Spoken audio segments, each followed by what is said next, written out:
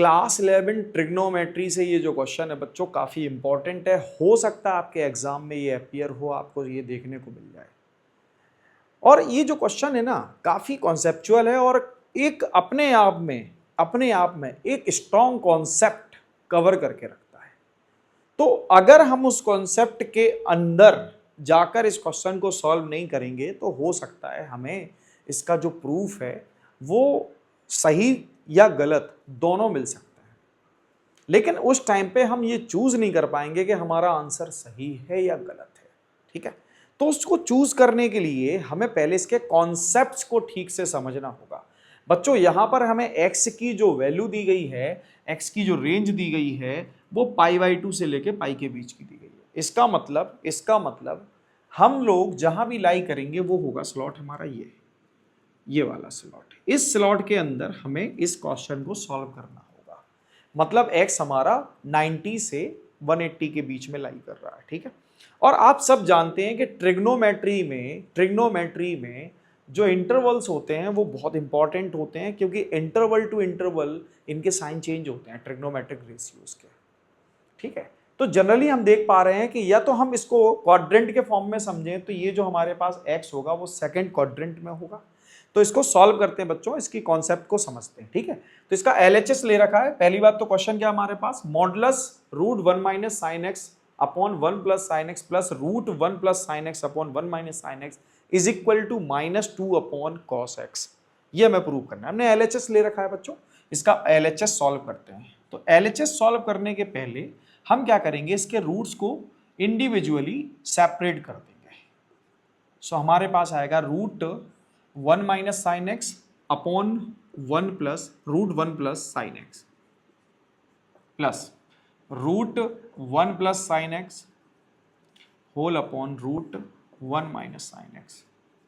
ये बात समझ में आ गई होगी। ठीक है बच्चों, अब क्या करेंगे, इसका मॉडुलस के अंदर ही हम एलसीएम ले लेंगे। एलसीएम क्या होगा, आप देख पा रहे हैं दोनों के डिनोमिनेटर डिफरेंट हैं। दोनों के डिनोमिनेटर कैसे हैं बच्चों, डिफरेंट हैं, तो इनका मल्टीप्लिकेशन कर लेंगे। ठीक है, सो 1 + sin x रूट के अंदर एंड √1 - sin x। और यहां पर बच्चों जब हम इससे डिवाइड करेंगे तो 1 - sin x, जब ये डिफरेंट होते हैं ना तो आप डायरेक्ट इनका मल्टीप्लाई और इसका क्रॉस मल्टीप्लाई करा सकते हैं।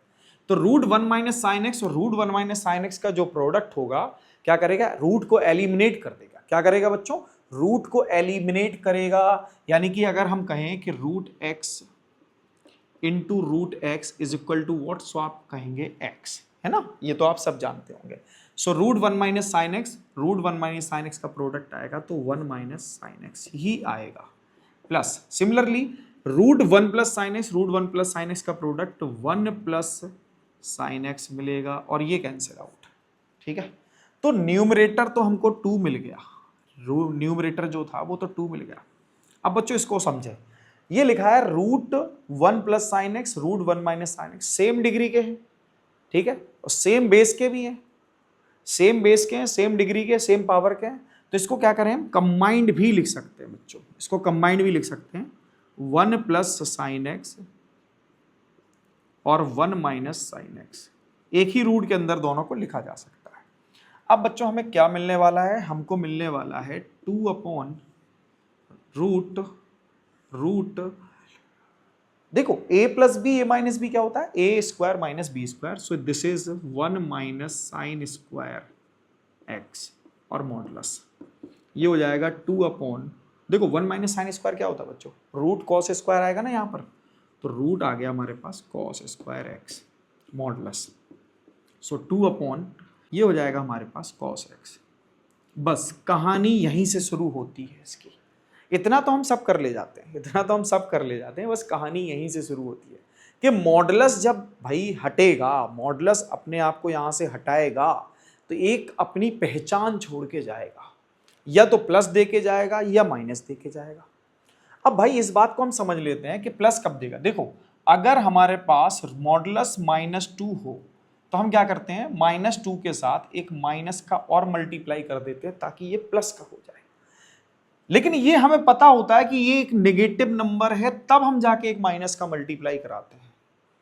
अगर हमें ये मालूम हो कि ये 2 है तो हम इसके साथ किसी भी नेगेटिव साइन का मल्टीप्लाई नहीं कराते, वो एज इट इज लिख देते हैं।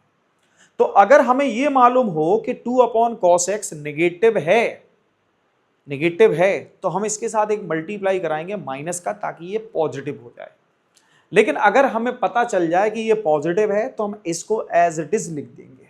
तो बच्चों देखो 2 तो हमेशा पॉजिटिव होता है, 2 तो नेगेटिव नहीं रहेगा, सो हम इसकी जगह क्या लिख देंगे 2। अब बात रहेगी कॉस एक्स की। कॉस एक्स नेगेटिव है तो माइनस का साथ मल्टीप्लाई कराएंगे, और कॉस एक्स नेगेटिव नहीं है तो एज इट इज लिख देंगे। ये हमें कैसे पता चलेगा? ध्यान से देखो बच्चों, ये हमारे पास कॉस का ग्राफ, ये किसका ग्राफ है? कॉस एक्स का ग्राफ है ये। अब कॉस एक्स का ग्राफ हमको क्या बता रहा है? ध्यान से देखो कि पाई/2 से लेके पाई के बीच में ये जो वैल्यू है ना कॉस की, ये नेगेटिव है। देखो वाई एक्सिस पर या एक्स एक्सिस के डाउनवर्ड वैल्यू मिल रही है, नेगेटिव वैल्यू। या हम ये कहें कि ये हमको देखो पाई/2 से पाई के बीच में ये सेकंड क्वाड्रेंट है, और सेकंड क्वाड्रेंट में कॉस कैसा होता है? नेगेटिव। सेकंड क्वाड्रेंट में कैसा होता है कॉस? नेगेटिव होता है। तो भाई हमें पता चल गया कि पाई/2 से लेके पाई के बीच में कॉस एक्स नेगेटिव है। अब इस नेगेटिव को पॉजिटिव कैसे करोगे बच्चों? माइनस कॉस एक्स का मल्टीप्लाई करके, सॉरी माइनस का मल्टीप्लाई करके। किसका मल्टीप्लाई करके? माइनस का। तो हमको मिलेगा यहां पर -2 upon cos x, hence proved LHS equal RHS। So बच्चों आशा है कि आपको ये समझ में आ गया होगा। अगर बच्चों इसका कॉन्सेप्ट आपको क्लियर हो गया है तो वीडियो को लाइक करें, चैनल को सब्सक्राइब करें, साथ ही साथ बेल आइकन को जरूर दबाएं, ताकि बच्चों ऐसे ही मज़ेदार क्वेश्चन आपको डेली मिलते रहें। Thank you.